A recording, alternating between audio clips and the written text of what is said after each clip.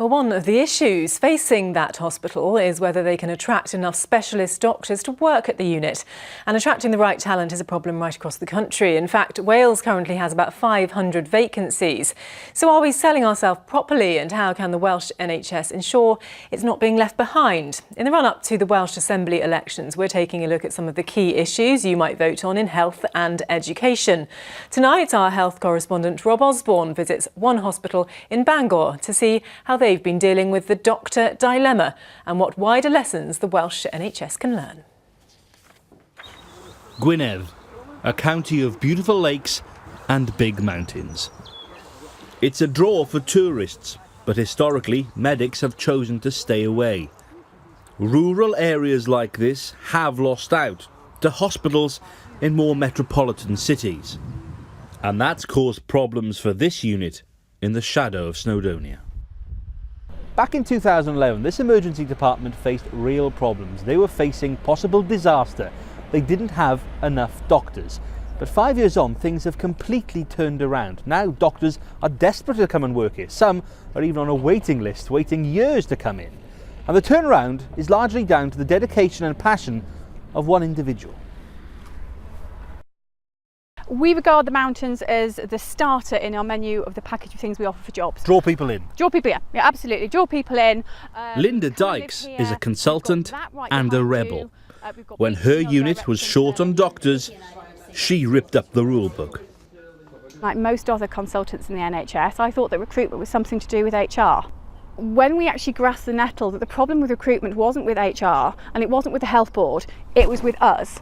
It was with the posts that we create, and it was our responsibility as consultants. It's not the manager's responsibility. We took personal responsibility, and I took personal responsibility to trying to work out a package of posts that would be attractive, that would enhance the department. The difference, I can't even describe it, it's amazing. Good morning, Mr. Moulton. How are you? Fine, thank you. Good. Yes. My name's Nikki. I'm one of the doctors here in the hospital. Yep. Nikki is one of the people who's benefited from Linda's programme.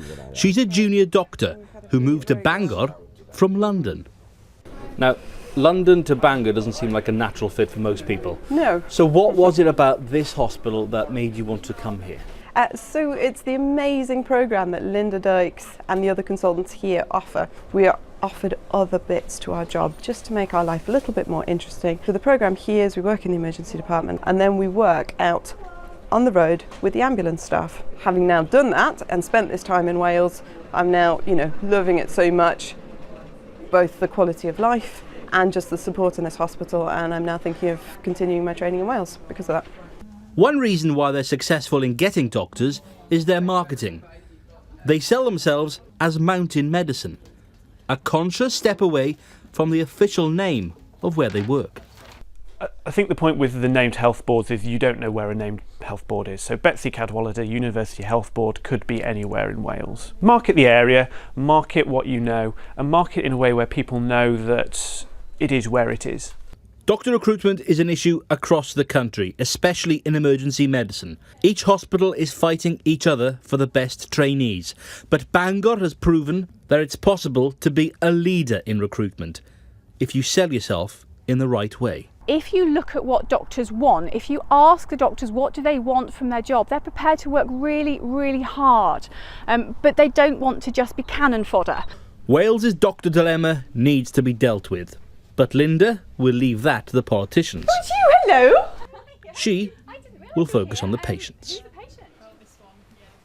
Rob, some innovative approaches there, but what are the main barriers, would you say, to attracting the best doctors in Wales? There are a few technical barriers about their rotas and how they work, and issues over the sort of training that they have. But I think let's take up one of the anecdotal evidence we heard in the report there about the health board names. Let's look at a few of them. Betsy Cadwallader University Health Board, Aneurin Bevan Health Board, Hywel Dda Health Board. These are historic names of historic people. What they're not are clear geographical areas. So if you're a young medical student who's just graduated in Birmingham or Manchester or London looking to start your career in the NHS, and you've got West Yorkshire NHS Trust or Oxford NHS Trust, do you look at Wales and think I don't know what these places are. So there's question marks over how long those health board names will last.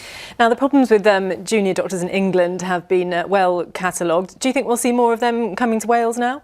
Potentially. There's a lot of talk about that, isn't there? I've yet to see much hard evidence. I'm sure there's a few phone calls being made over the border, but in Scotland they'll be hoping to benefit, in Northern Ireland they'll be hoping to benefit, and in countries in the Middle East or in Canada and Australia they'll also be hoping to benefit. So what they haven't had, that the Welsh NHS has had, is bad press, both politically and in the media. So the lesson from Bangor is, look at what you're offering, look at how you sell yourself, and go and do it. And that's what the next Welsh Health Minister will have to do.